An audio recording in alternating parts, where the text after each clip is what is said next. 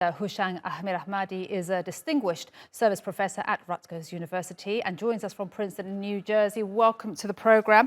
Do you think swapping the prisoners in this way is the right thing to do, and actually having a prisoner swap with money involved? Well, let me first say that I am so pleased that this is happening, particularly because Siamak Namazi uh, was my former student, and I got a master's degree from me. So he's very close to my heart. Siamak is a nice guy. I don't think he is a spy. The second point I'm trying to say is this whole exchange is a tragedy. Tragedy on both sides, US and Iran. It is wrong. For the Iranian, it is wrong to capture its own people, its own citizens, and then exchange it for its own money. It is wrong for America to consider these people its citizen and pay for their release. It is Okay. just bad. It is a bad, Why bad is it so wrong? Why do you think it's so wrong? because, for one thing, Iran captured these people as its own citizens. Iranian never accepted that Siamak Namazi, for example, was an American. They say this is an Iranian.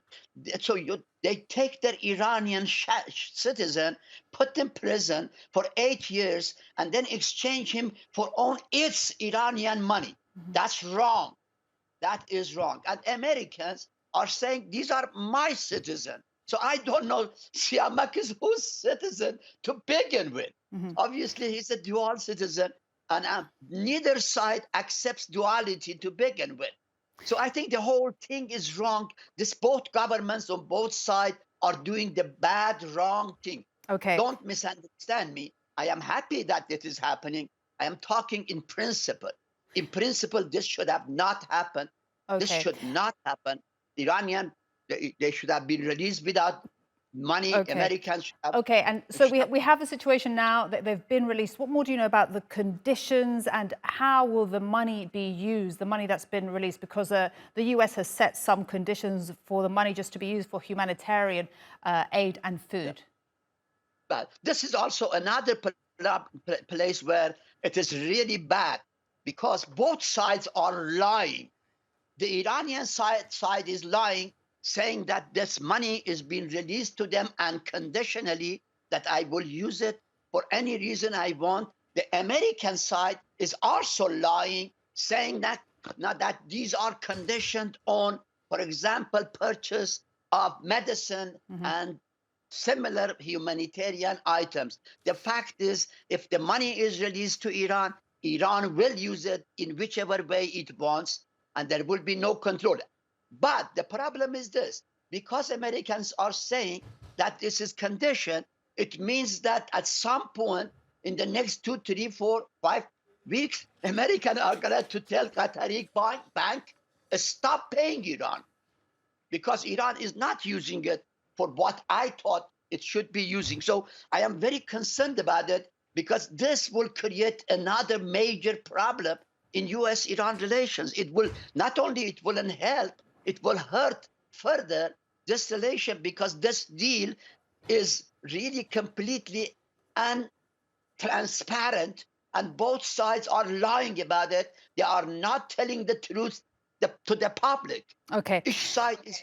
Yeah. Sorry to interrupt. We have limited time, but okay, you say the deal is untransparent. A lot of questions have been asked about whether this could improve relations at all between the US and Iran, given that it is the UNGA this week and President Raisi is traveling there.